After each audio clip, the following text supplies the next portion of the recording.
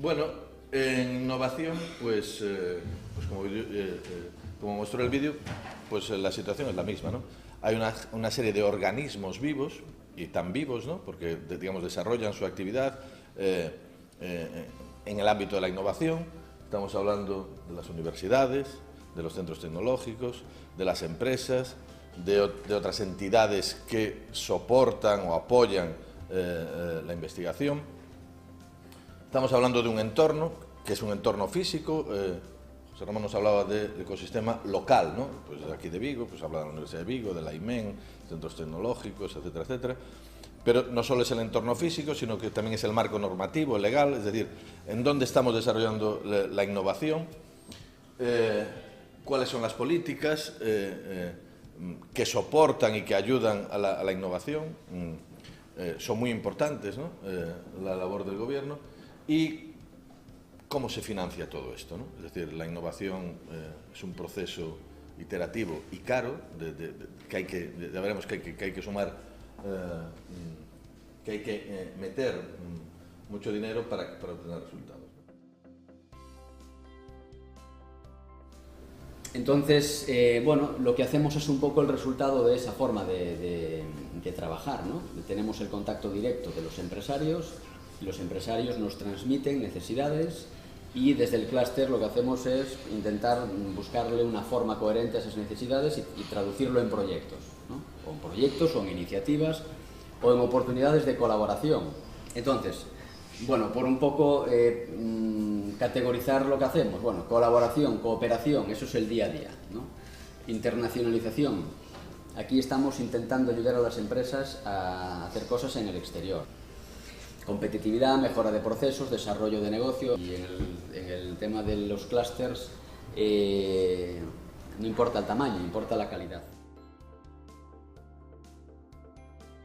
Nosotros lo que le damos mucha importancia es al día a día y la relación de la empresa que entra, ¿no? O sea, si no tenemos una cartera de servicios muy cuadriculada, porque al final lo que hacemos es cuando la empresa llega al parque nos sentamos con ella, ¿no?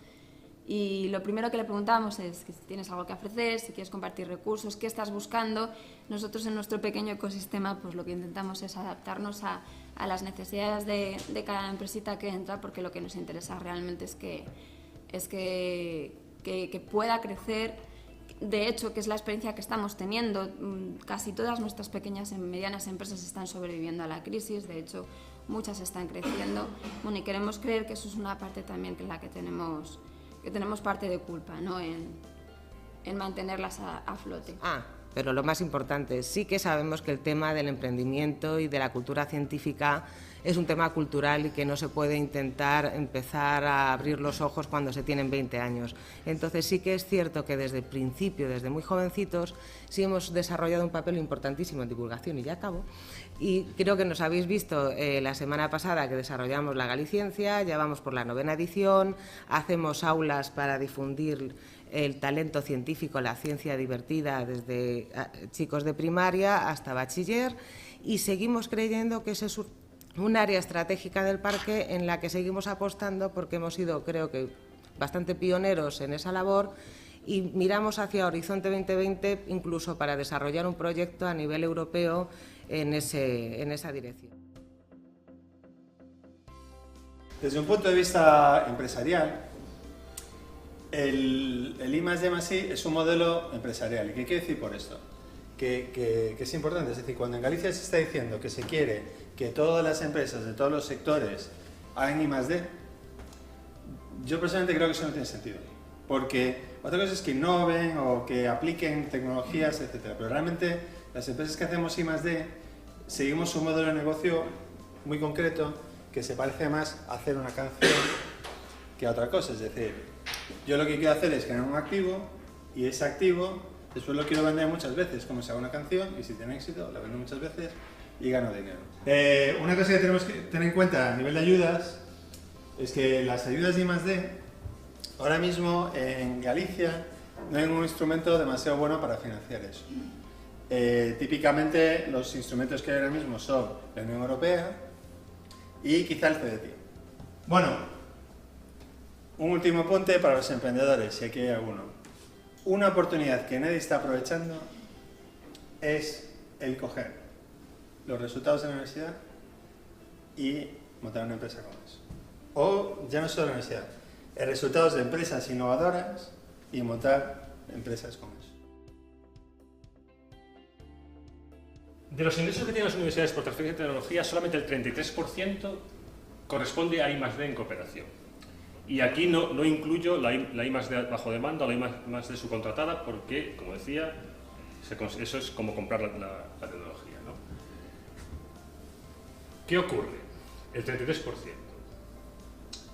¿Es mucho o es poco? ¿No? Bueno, porque pues tampoco no es tampoco, ¿no? A mí me llama especialmente la atención, viendo datos de investigadores que han participado en proyectos de investigación, en una universidad en concreto me di cuenta, una universidad muy grande y muy prestigiosa, por cierto, que solamente el 40% de sus investigadores habían dirigido alguna vez un proyecto de investigación, ¿no? Incluidos con empresas o proyectos de investigación básica o cualquier tipo de proyecto, ¿no?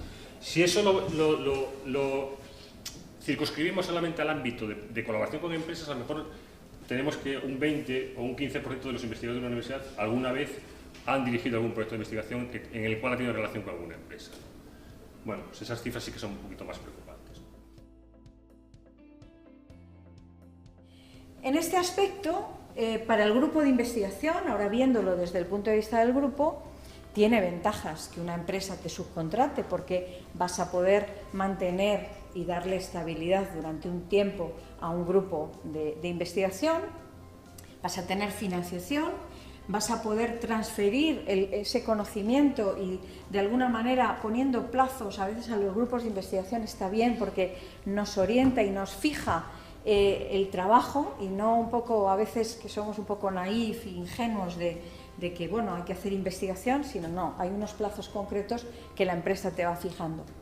Sin embargo, también puede tener inconvenientes y para eso hay que fijar en los acuerdos claramente esa subcontratación a qué lleva.